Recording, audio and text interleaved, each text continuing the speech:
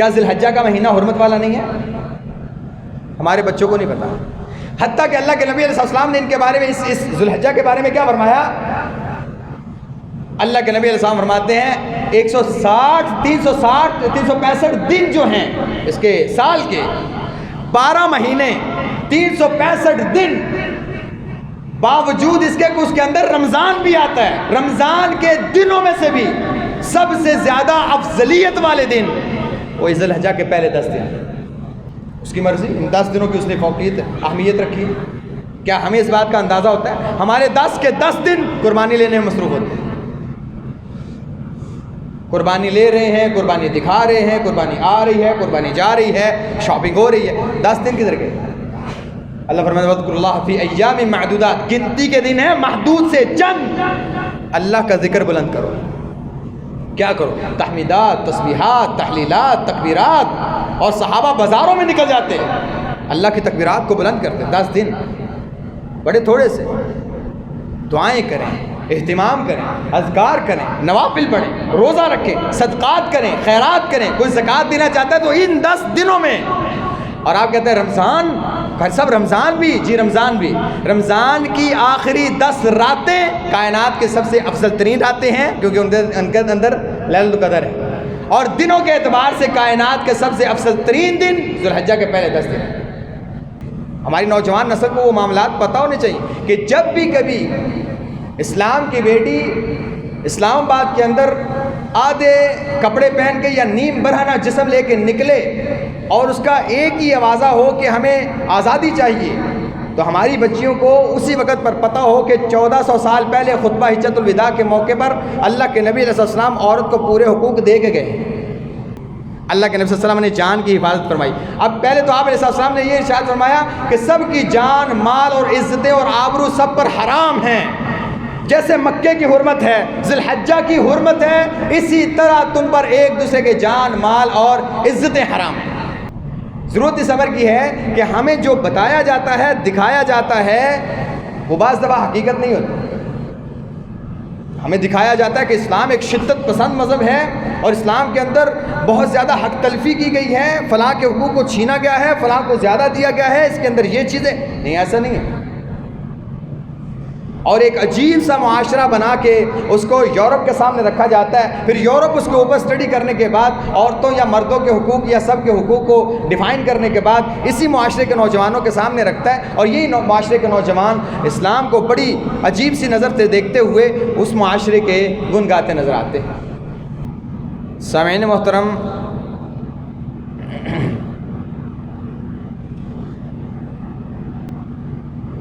ذی الحجہ کے جن ایام میں اس وقت ہم سانس لے رہے،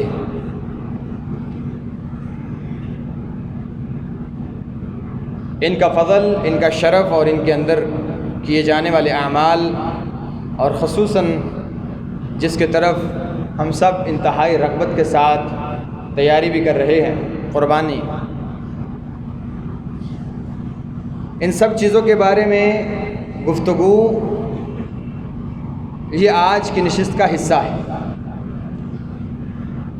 لیکن اس سے پہلے کہ ہم اس کے بارے میں گفتگو کریں، گزشتہ گفتگو کا تکملہ یا اگلا حصہ، یا آپ ایسے کہہ لیں کہ اللہ کے نبی صلی اللہ علیہ وسلم کے خطبہ حجۃ الوداع کا مختصر سا خلاصہ، کہ ہم نے سنا اور بیان کیا کہ اللہ کے نبی علیہ السلام نے حجۃ الوداع کے موقع پر صحابہ کو مخاطب کر کے کون کون سی نصیحتیں فرمائیں، ان نصیحتوں کے جملے اسی طرح آپ کے گوش گزار کیے۔ لیکن بعض دفعہ ایسا ہوتا ہے کہ ایک سننے والا گفتگو کے اندر محو تو ضرور ہوتا ہے، لیکن شاید وہ فرق نہیں کر پاتا کہ اس کے اندر ہمارے لیے کہاں پر کیا کیا چیزیں بیان کی گئی۔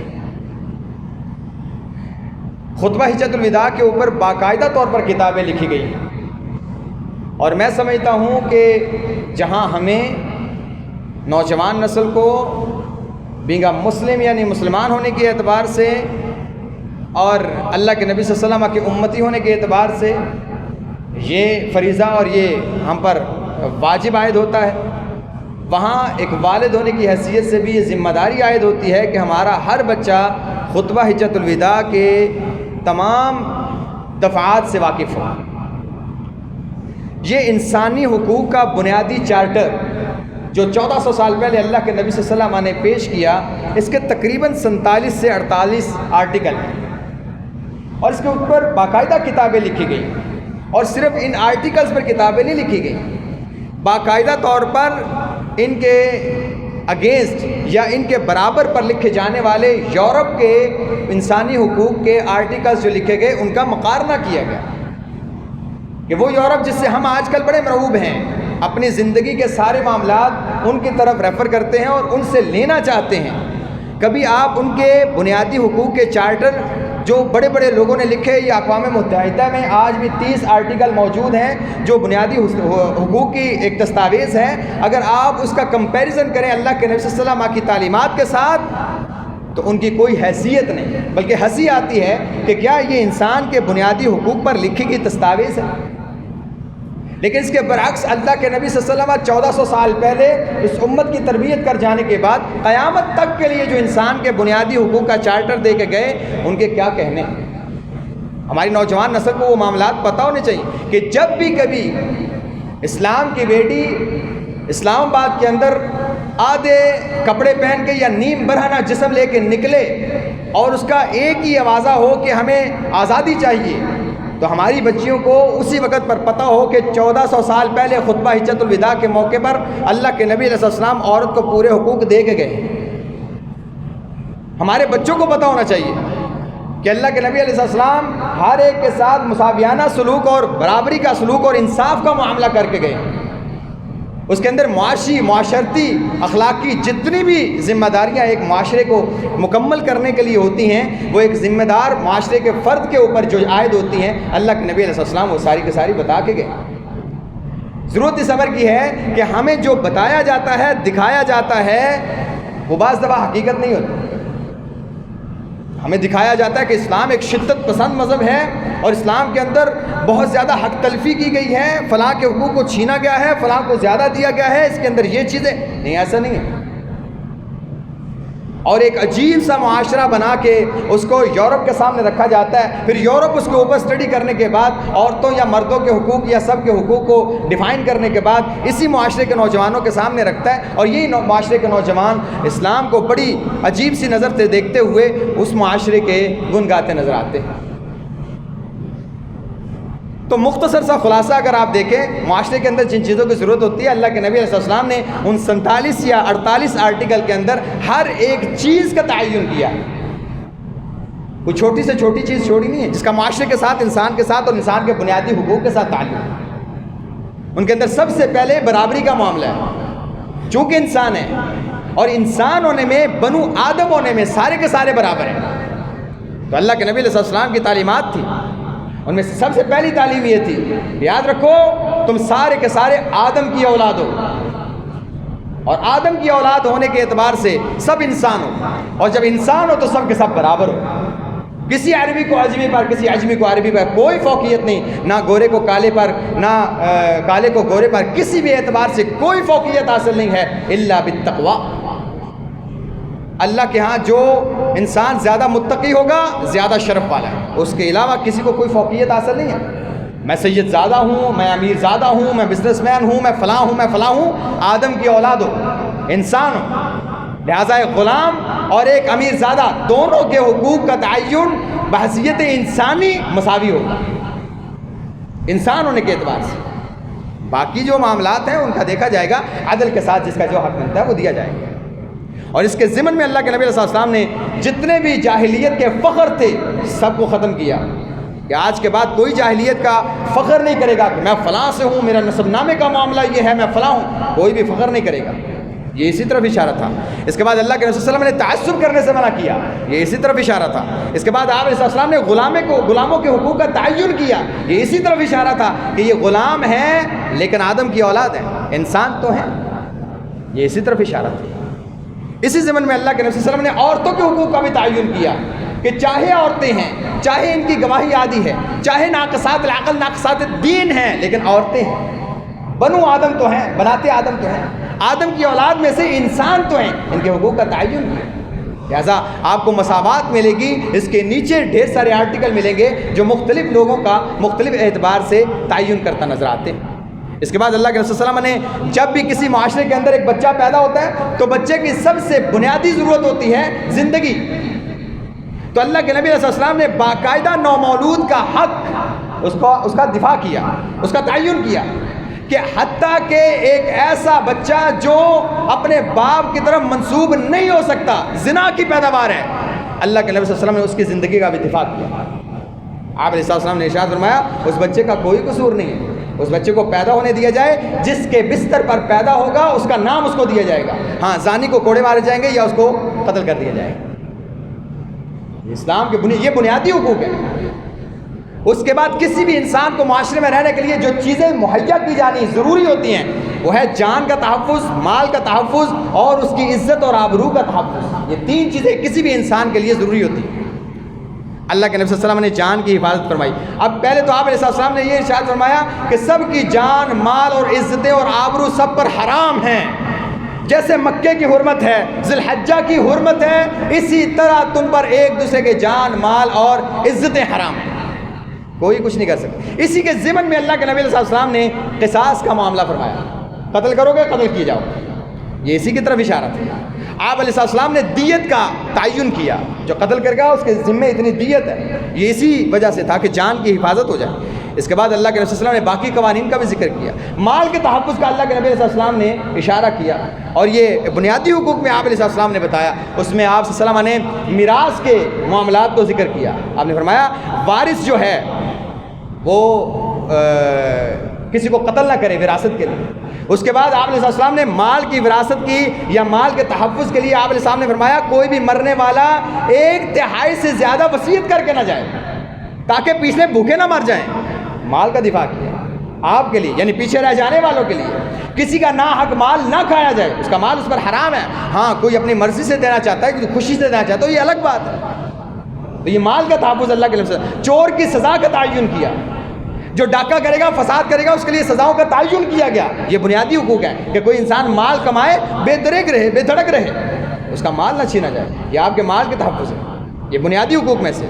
اس طرح عزت کا تحفظ کیا گیا اللہ کے نبی صلی اللہ علیہ وسلم نے، تعصب سے اور یہ فخر جاہلیت کے فخروں سے اور کسی کی غیبت کرنے سے، ان ساری باتوں سے آپ علیہ السلام منع کرتے ہوئے نظر آتے ہیں۔ تو یہ اس بات کی طرف اشارہ ہے کہ کسی کی بھی عزت اور آبرو کو نہ اچھالا جائے، یہ بنیادی حقوق ہے اللہ کے نبی صلی اللہ علیہ وسلم۔ اس کے بعد عورتوں کا باقاعدہ سے ذکر کر کے عورتوں کو حقوق کا تعین کیا گیا۔ صرف امر اس بات کی ضرورت ہے، اس امر کی ضرورت ہے کہ ایک انسان کو اپنی بچیوں کے بارے میں اس بات سے ڈرنا چاہیے کہ اس کے پاس باقی سارے علوم ہیں، صرف دین کا علم نہیں ہے۔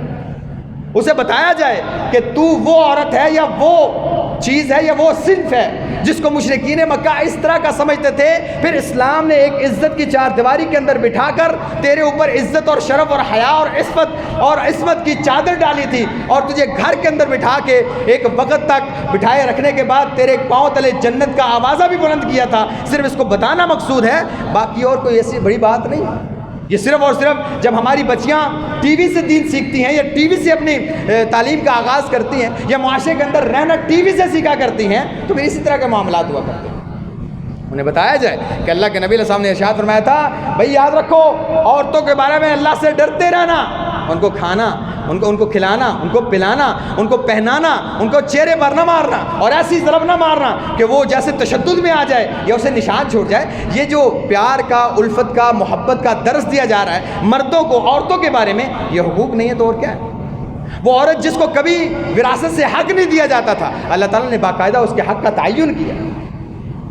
وہ عورتیں جس کو گھر کی ایک فالتو چیز سمجھا جاتا تھا، اسلام نے اس کو سب سے زیادہ اہمیت دی۔ کیا یہ بنیادی حکم نہیں کسی عورت کے لیے؟ اور اگر آپ اس کو کمپیئر کرتے ہیں یا اس کا مقارنہ کرتے ہیں یورپ کے ساتھ تو جا کے ان کے آرٹیکلز کا اور ان کے حقوق کا مطالعہ کریں، عورت کو کتنے رائٹس ہیں اور کتنے حقوق ہیں اور کس طرح دیے جا رہے ہیں، یہ ان کے معاشرے سے صاف پتہ چلتا ہے۔ اور ان کے معاشرے کے اندر جتنی بھی عورتیں ہیں اور مردوں کے شانہ بشانہ کام کر رہی ہیں اور ان کے اوپر جتنی مشقت ڈالی گئی ہے، وہاں سے پتہ چلتا ہے کہ عورتوں کو کتنے بنیادی حقوق دیے گئے۔ صرف اور صرف باتیں ہیں اور اسلام سے بیزاری کا ایک معاملہ ہے، اس کے علاوہ کوئی نہیں۔ اس کے بعد معاشی طور پر یہ ساری باتوں کو ذکر کرنے کے بعد اخلاق کی تربیت اور کردار کی اور یہ ساری ذکر، اس کے بعد معاشرتی طور پر اور معاشی طور پر جن باتوں کا تعین اللہ کے نبی صلی اللہ علیہ وسلم نے کیا، یعنی آپ اگر کماتے ہیں، یعنی معاشرہ کیسا ہونا چاہیے، اس کے اندر معاشی نظام کیسا ہونا چاہیے، سود سے پاک ہونا چاہیے۔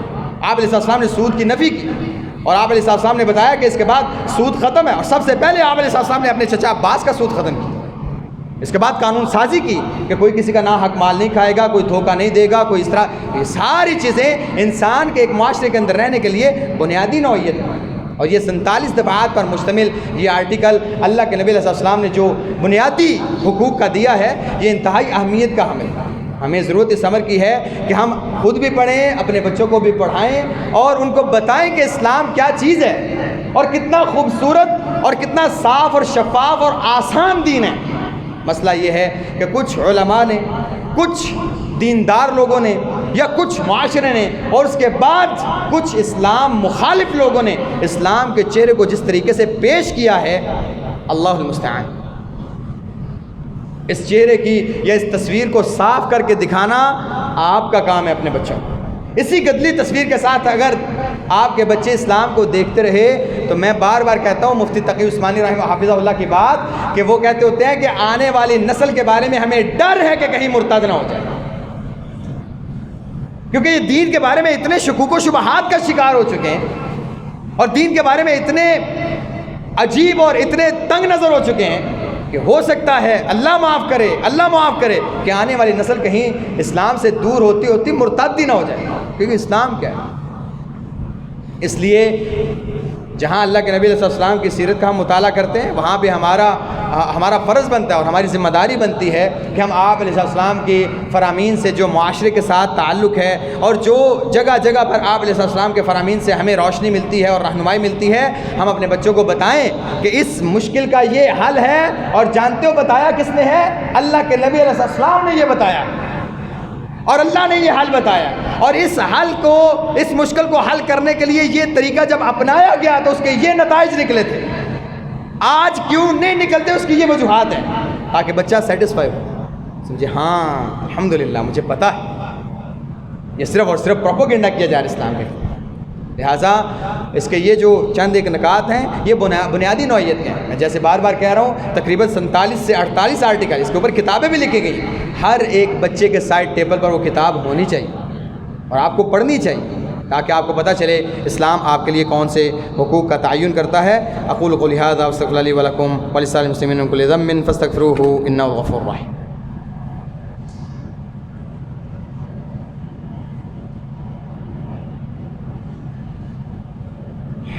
ان الحمد للہ نحمده ونستعینه ونستغفره ونؤمن به ونتوکل علیہ ونعوذ باللہ من شرور انفسنا ومن سیئات اعمالنا من يهده الله فلا مضل له ومن يضلل فلا هادي له اما بعد فاعوذ باللہ من الشیطان الرجیم بسم اللہ الرحمن الرحیم قل ان صلاتي ونسكي ومحياي ومماتي للہ رب العالمین سبحان ربک رب العزة عما يصفون وسلام على المرسلین والحمد للہ رب العالمین۔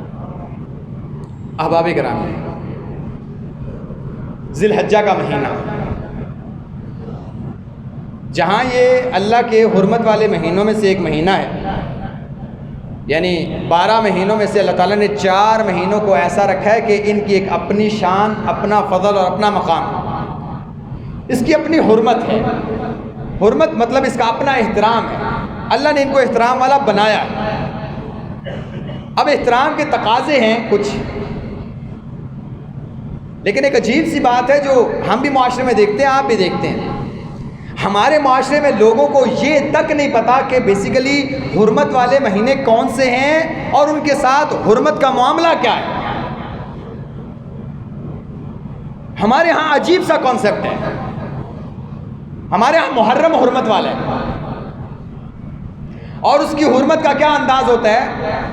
آپ کبھی بھی محرم کے اندر کسی بھی جگہ پر گانا نہیں سنیں گے، حتیٰ کہ ہماری آنے والی نسل کے ذہن میں بھی یہ بات ڈالی گئی اور ان کو سکھایا گیا کہ دیکھو محرم میں گانے سن رہے ہیں،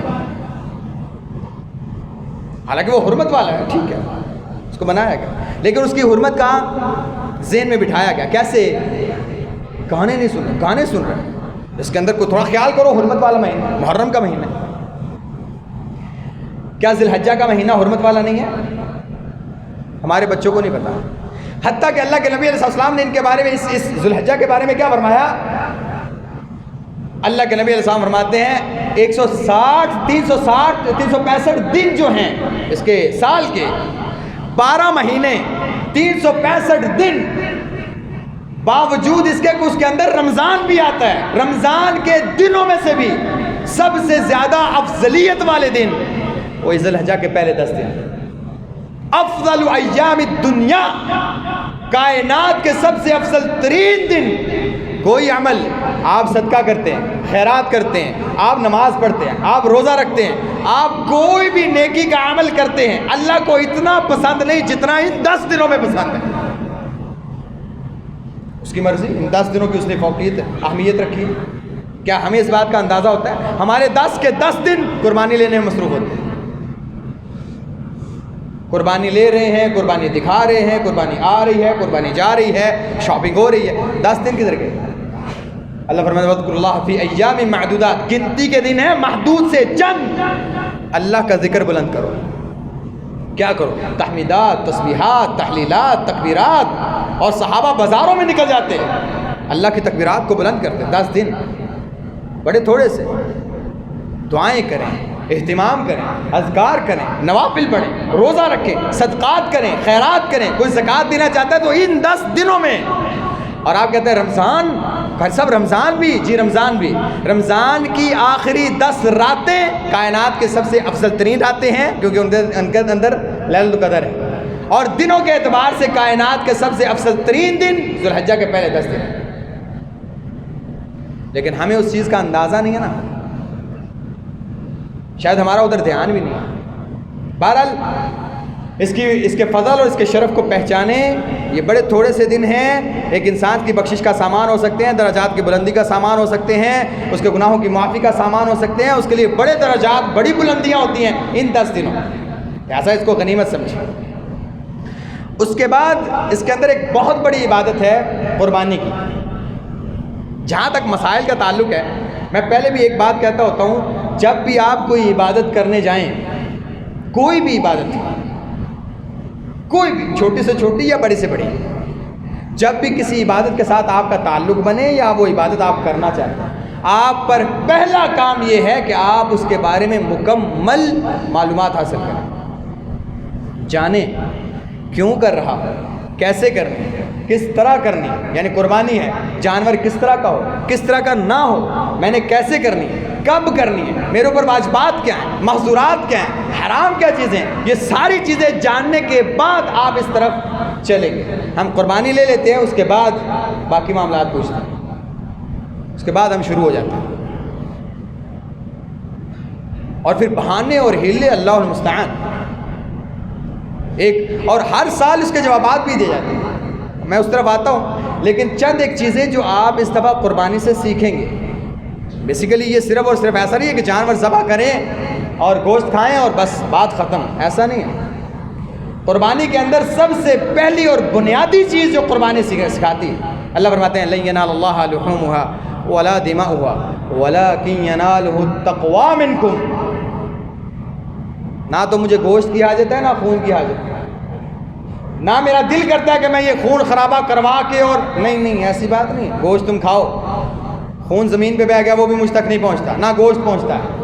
وَلَكِن يَنَالُهُ التَّقْوَىٰ مِنكُمْ، لیکن ایک لمحے کے لیے بکرے کے گلے پہ چھری چلاتے ہوئے اپنے دل کا محاسبہ ضرور کرنا کہ یہ جو قربانی تو نے کی ہے، اس کی غرض کیا تھی، غایت کیا تھی، اس کا مرکز اور منبع کیا تھا، تو نے یہ معاملہ کیا کیوں؟ کیا تیرا اور میرا تعلق میں مضبوط ہوا ہے یا صرف بکرے کے گلے پہ چھری چڑھی ہے؟ 2 لاکھ 3 لاکھ 5 لاکھ 10 لاکھ تو نے لگایا ہے، اور اس 10 لاکھ لگانے کے بعد میرا اور تیرا تعلق مضبوط نہیں ہو سکا، تو نے جانور کا گوشت تو کھا لیا، مقصد حل نہیں ہوا۔ اور بعض ایسے جو نوجوان ہیں یا ایسے گھرانے ہیں جو قربانی نہیں کرتے لیکن مقصد پورا کر لیتے ہیں، وہ 10 دنوں کو سمجھتے ہیں لیکن وہ کر نہیں سکتے، غریب ہیں، چلیں۔ تو پہلا مقصد تقویٰ۔ ہمارے معاشرے میں ایک تو تقوی کا قاتل سب سے بڑا، یہ سب سے بڑا قاتل اسلاف سے اگر آپ اسلاف کی زندگی کا مطالعہ کریں، آپ کو ایسے ایسے محدثین ملیں گے، جب ان کو گھر والے جگاتے نا، گھر والے جگاتے تو اندر سے آواز ایسے نکالتے جیسے سوئے ہوئے، جبکہ ساری رات مصلے پہ ہوتے، گھر والوں کو پتہ نہ لگے کہ رات کو جاگتا رہے۔ ہم جانور لے کے سب سے پہلے یہاں بتاتے ہیں، اس کے بعد قیمت بتاتے ہیں، اس کے بعد ڈھنڈورا پیٹتے ہیں، اس کے بعد گلی میں اسے دکھاتے ہیں، لوگوں کے سامنے شیئر کرتے ہیں۔ تو تقویٰ کہاں گیا؟ کہاں گیا تقویٰ؟ آپ نے کس کے لیے کرنی تھی؟ اور جب آپ اتنا بڑا ریٹ کسی غریب آدمی کو بتاتے ہیں، بعض دفعہ اس کا دل ہوتا ہے میں 10-15,000 20,000 کی قربانی کر لوں، اور جب ہمارا ریٹ سنتا ہے وہ اپنی اس نیکی کو حقیر سمجھتے ہوئے سمجھتا ہے 2 لاکھ کھلے لگے پھرتے ہیں، 20,500 لاکھ کی ہونا ہے۔ بعض دفعہ وہ اپنا ارادی ترک کر لیتے ہیں۔ بعض لوگوں کے کلیجوں پر چھریاں چلتی ہیں جب وہ یہ محسوس کرتے ہیں کہ میں نہیں کر پا رہا، کہاں سے کروں؟ اور آپ اسی کے سامنے بیٹھ کے شیخیاں مارے ہوتے ہیں، 3 لاکھ کا لیا ہے، 5 قربانیاں کر رہا ہوں، 2 ابے کی طرف سے ہیں، 3 اماں کی طرف سے ہیں، میں اگلی دفعہ کروں گا، یا میں نے ویڑا الگ سے لی۔ کس کو بتا رہے ہو؟ جس کے لیے تو نے کرنی ہے وہ جانتا ہے، پہلے دن سے پتہ ہے اسے، تیرے ارادے سے پہلے کا پتہ ہے کہ تیرا ارادہ کیا ہے، تو بتانے کا مقصد کیا ہے؟ تو سب سے پہلا مقصود تقویٰ ہے۔ اگر یہ حاصل نہیں ہوا، یاد رکھیں کوئی فائدہ نہیں۔ قربانی چھوٹی بڑی سے کوئی فرق نہیں پڑتا، مہنگی اور سستی سے کوئی فرق نہیں پڑے گا، آپ کے دل میں تقویٰ کتنا ہے اس سے فرق پڑے گا، نمبر 1۔ نمبر 2، اخلاص، کہ وہ کام خالصتاً اللہ کے لیے کیا جا رہا ہے، اس کی رضا کے لیے کیا جا رہا ہے، اور اس کا تعلق آپ کے ساتھ اور آپ کے دل کے ساتھ ہے۔ اللہ فرماتے ہیں قل ان صلاتي ونسكي ومحياي ومماتي لله رب العالمین، کوئی بھی جینا مرنا قربانی کوئی بھی نیک کام خالصتاً اللہ کے لیے، کسی کو دکھانا مقصود نہیں، اور یہ تقویٰ بھی ہوتا ہے۔ تیسری چیز توحید، آپ کے اندر توحید کتنی ہے کہ آپ نے یہ جانور کے گلے پہ چھری چلائی اللہ کے حکم سے اور اللہ کے نام سے، بسم اللہ اللہ اکبر، اللہ کے نام کے ساتھ کہ اللہ سب سے بڑا ہے۔ کیا آپ نے عملی زندگی میں اللہ کو سب سے بڑا مانا ہے؟ یا اور بھی ڈھیر ساری ایسی ہستیاں ہیں جن کو آپ بڑا مانتے ہیں؟ یہ آپ نے اپنے دل سے پوچھا، آپ نے یہاں پہ تو کہہ دیا بسم اللہ اللہ اکبر، اللہ تیرے نام سے مانتا ہوں تجھے بڑا، کہیں یہ تو نہیں کہ آگے سے آواز آئی جھوٹ بولتا ہے مجھے کب بڑا مانا تم؟ مجھے بڑا مانا ہوتا تو تیرے یہ حالات نہ ہوتے، مجھے بڑا مانا ہوتا تو تیرے جسم کے اوپر میری اطاعت نظر آتی۔ مجھے بڑا کب مانا ہے؟ تو نے اپنی خواہش کو بڑا مانا ہے، اپنے جذبات اور اپنے احساسات کو بڑا مانا ہے، تو نے مجھ سے مقدم اپنے آپ کو رکھا ہے۔ کہاں تیری زندگی میں میرے نبی کی سیرت نظر آتی ہے؟ کہاں صورت نظر آتی ہے؟ کہاں اس کے احکامات نظر آتے ہیں؟ میرے احکامات کہاں نظر آتے ہیں؟ تو جھوٹ بولتا ہے، تو کہتا ہے اللہ اکبر کہ اللہ سب سے بڑا، تو نے کب مانا مجھے بڑا؟ انسان کی زندگی میں یہ توحید کا پہلو، اس کی بڑائی کا پہلو، حالانکہ آپ دیکھتے ہیں اس 10 دنوں میں آپ کیا کہتے ہیں؟ اللہ اکبر لا الہ الا اللہ واللہ اکبر اللہ اکبر وللہ الحمد، اللہ تو بڑا ہے، تو اکیلا ہے، توحید بھی تیری کبریائی بھی تیری، لیکن اس کا عملی زندگی کے ساتھ کوئی تعلق ملتا ہے؟ اس کے علاوہ اور ڈھیر ساری چیزیں ہیں، لیکن ایک چیز بڑی اہم ہے، آپ نے اس دفعہ ضرور کیجیے گا، اس سے بڑا فائدہ ہو۔ جب آپ بکرے کو لٹائیں تو بچوں کو کہیے گا ساتھ کھڑے ہو، وہ دیکھیں، اور چھری چلاتے ہوئے تکبیر پڑھنے سے پہلے ایک نظر اپنے بچے کی طرف دیکھیے گا، اور پھر اس فلسفے کو یاد کیجیے گا کہ اسماعیل اور ابراہیم علیہ السلام کے درمیان گفتگو کیا تھی۔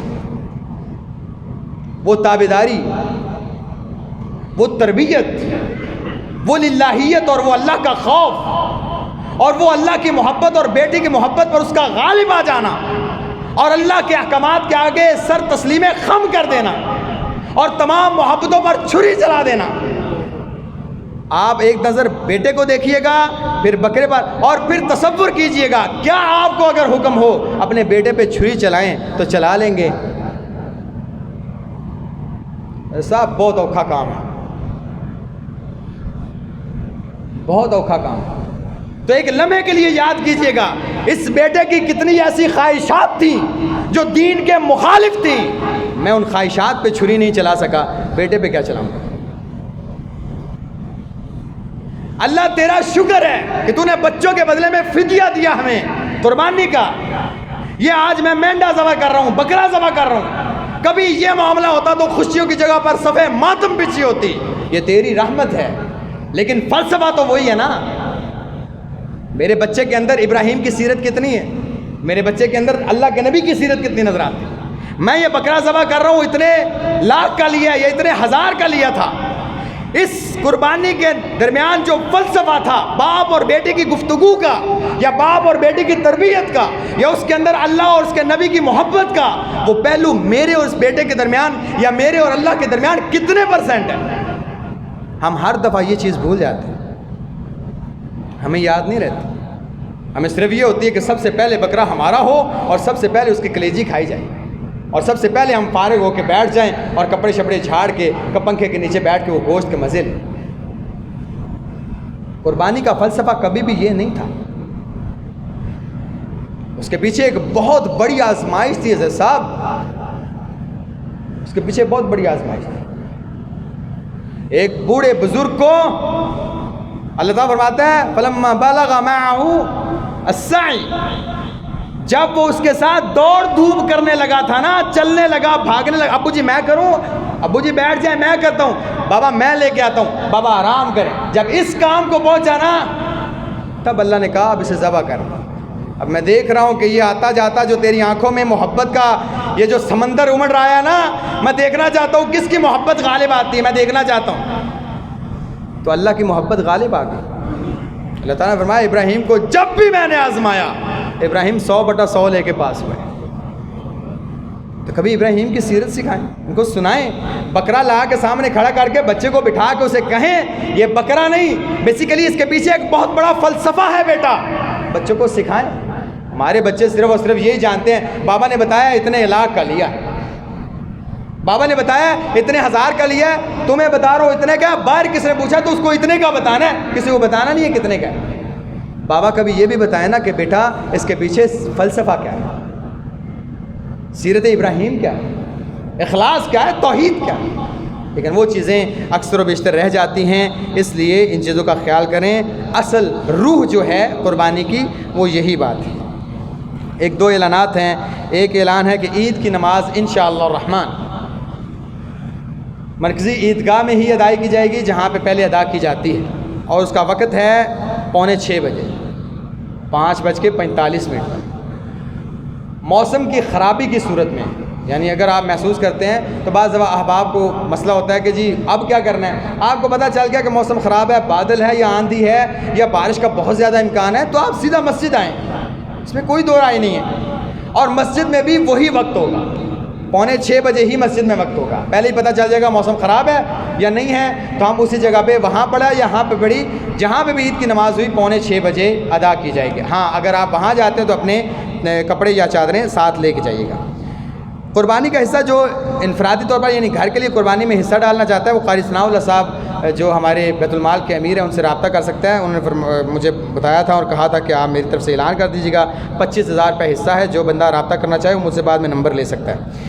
ایک اجتماعی قربانی جو مساکین کے لیے کی جاتی ہے مدرسے میں، اس کا 28,000 روپے حصہ ہے. آپ اس میں حصہ لینا چاہتے ہیں تو وہ بھی لے سکتے ہیں. کھا لیں، آپ بیچ تو سکتے نہیں، تو اس میں تو دو رائے ہو ہی نہیں سکتی. آپ نے کسی مدرسے کو دینی ہے اس میں بہترین مصرف جامعہ جو مدرسہ دارالقرآن والحدیث ہے، تو آپ تمام احباب اس کے ساتھ تعاون کریں. چاہے آپ فون نمبر کا استعمال کر لیں جو یہاں پہ فلیکس لگی ہوگی، آپ احباب سے رابطہ کریں، وہ آپ کے گھر سے اٹھا لیں گے. نہیں تو آپ پہنچا سکتے ہیں تو آپ خود پہنچا دیا کریں.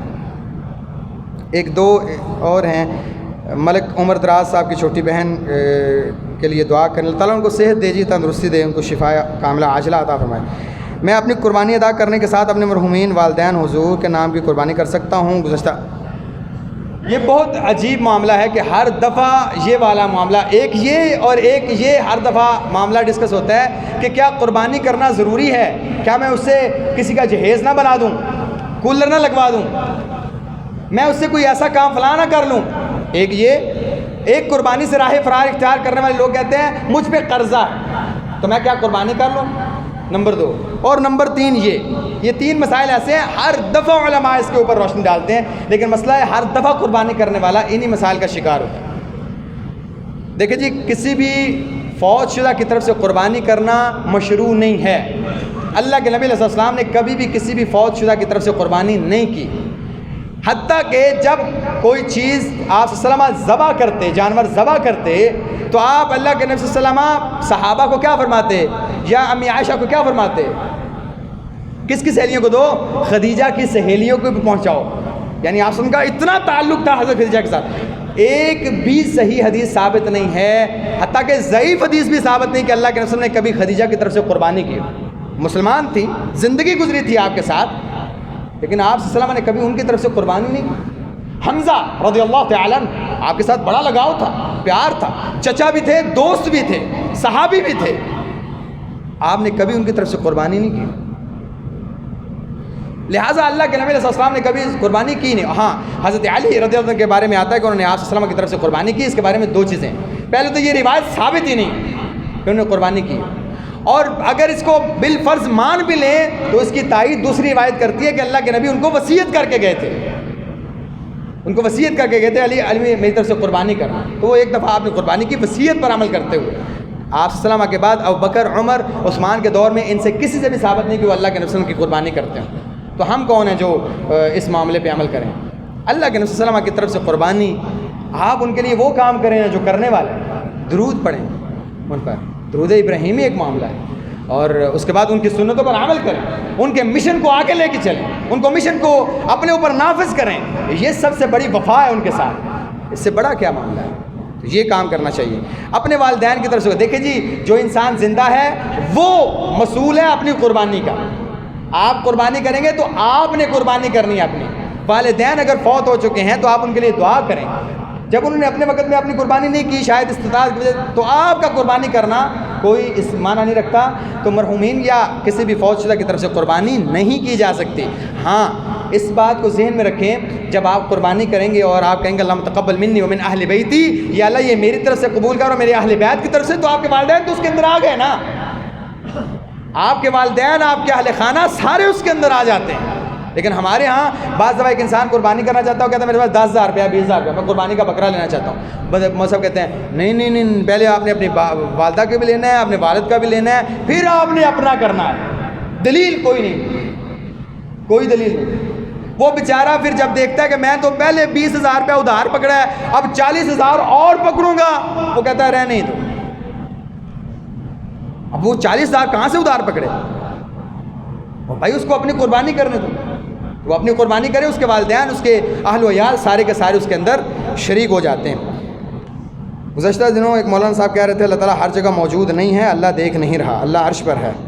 اللہ عرش پر ہے تو پھر اس کا کوئی وجود ہے جو عرش پر براجمان ہے؟ بہت اچھا سوال ہے، لیکن کاش آپ نے توحید کی کلاس لی ہوتی. میں آپ سے کیوں کہتا ہوتا ہوں، ہم سمجھتے ہیں کیا ابھی تک ہم یہ سیکھیں گے لا الہ الا اللہ کا مطلب کیا ہے؟ حضرت صاحب، معاشرے کے اندر 90% لوگوں کو توحید کا مطلب ہی نہیں پتہ، اور جب ان سے بات کی جاتی ہے تو کہتے ہیں لوگ اب ہم توحید سیکھنے بیٹھ جائیں. اس لیے اس امر کی ضرورت ہے کہ آپ اس کا جواب دیں گے انشاءاللہ ہم اگلی نشست میں. بس ایک آخری چیز ہے، قرض لے کے قربانی کرنا.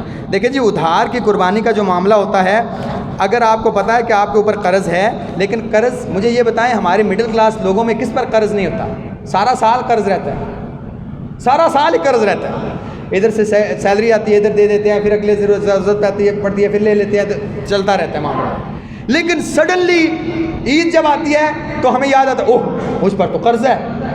اچھا پھر قربانی نہیں نہ کر سکتے، میں قرضہ تو پورا سال رہتا. پھر اچھا ایٹ دا سیم ٹائم وہ قربانی کی شاپنگ بھی کر رہے ہیں، یعنی اس کے لیے عید کی شاپنگ بھی کر رہے ہیں، بچوں کو کپڑے بھی لے کے دے رہے ہیں، تیاریاں بھی کر رہے ہیں. اگر انہی ایام کے اندر اسی قرضے کے اندر اس کے ہاں کوئی بچہ ہونے والا ہے، اس کے آپریشن کی بھی تیاری ہے، اس کے ساتھ سب کچھ ہو رہا ہے، قربانی، اور بھائی جان مجھ پہ قرضہ ہے. میں آپ کو ایک مزے کی بات بتاؤں، مجھے ابھی ایک بندے نے سوال کیا، میرے ساتھ پڑھاتا ہے، بس ٹائم اوپر ہو گیا. مجھے کہتا ہے جی ہمارے خاندان میں 2 بہنیں ہیں. آپ دیکھیں ہیلا دیکھیں 2 بہنیں ہیں. ایک بہن نے دوسری بہن سے 2-3 لاکھ روپیہ لینا ہے. لیکن کسی مد میں دوسری بہن نے اسی کو 50-60 ہزار روپیہ دینا بھی ہے، یعنی ایک بہن نے دوسری کو 3 لاکھ دینا ہے جبکہ اس نے بھی اس کا 50,000 دینا ہے، تو 2.5 لاکھ روپیہ قرضہ رہ گیا نا۔ اب دونوں بہنیں کیا کہتی ہیں؟ کہتی ہیں ہم دونوں پر قرضہ ہے لہذا قربانی تو واجب نہ ہوئی، صاحب لگائیں، صاحب لگا لیں۔ یعنی جس نے 2.5 لاکھ لینا ہے وہ بھی کہہ رہی ہے میں نے بھی تو آپ کا 50,000 دینا ہے نا، تو مقروض تو میں بھی ہوں نا، لہذا مجھ پر بھی قربانی تو نہ ہوئی۔ لا حول ولا قوت الا باللہ، ہیلے دیکھے، بہانے دیکھے۔ انہی دنوں میں اگر بچہ پیدا ہو جائے ساری تیاریاں ہیں قرضے کے باوجود، لیکن قربانی اوہ مجھ پر تو قرض ہے، میں تو قربانی دے ہی نہیں سکتا۔ اور بھائی ایسا قرضہ کہ قرض دار آپ کے دروازے پر ہے، آپ کے پاس 50,000 روپیہ ہے، اس کا آپ نے لاکھ دینا ہے، وہ بار بار مطالبہ کر رہا ہے، تو آپ قربانی والا 50,000 روپیہ اسے دیں، وہ زیادہ ضروری ہے، قربانی نہ کریں پھر تو ٹھیک ہے۔ لیکن جو آپ کی زندگی کا سرکل چل رہا ہے اور آپ کے معاملات چل رہے ہیں، آ رہے ہیں جا رہے ہیں، اور اتنا قرضہ ہمیشہ آتا جاتا رہتا ہے، تو آپ قرضہ لے کے یا اسی قرضے کے اندر قربانی کر سکتے ہیں، اس میں کوئی حرج اور قباحت کی بات نہیں ہے۔ ہاں الگ بات ہے کہ اگر کوئی ہیلے بہانے کر کے ایک انسان قربانی سے راہ فرار اختیار کرنا چاہے تو اللہ تعالیٰ نیتوں کو جانتا ہے۔ اللہ تعالیٰ ہم سب کے گناہوں کو معاف فرما، ہم سب کے نیک اعمال قبول فرما، اللہ ہم سب کے گناہوں کو معاف فرما، ہم سب کے نیک اعمال قبول فرما، اللہ ہمیں زندگی اسلام والی موت کامل ایمان والی عطا فرما، اللہ ہمیں زندگی اسلام والی موت کامل ایمان والی عطا فرما، اللہ ہماری مغفرت فرما، اللہ ہمارے والدین کی مغفرت فرما، اللہ ہمارے اہل و عیال کی مغفرت فرما، اللہ ہم سب کو اپنے نبی صلی اللہ علیہ وسلم کے ساتھ حوض کوثر پہ جمع فرما، اللہ ہمارے والدین کے لیے ہمیں صدقہ جاریہ بنا، اللہ ہمارے لیے ہمارے بچوں کو صدقہ جاریہ بنا۔ ربنا تقبل منا انک انت السمیع العلیم وتب علینا انک انت التواب الرحیم، وصلی اللہ تعالی علی خیر خلق محمد وعلی آلہ وصحبہ اجمعین برحمتک یا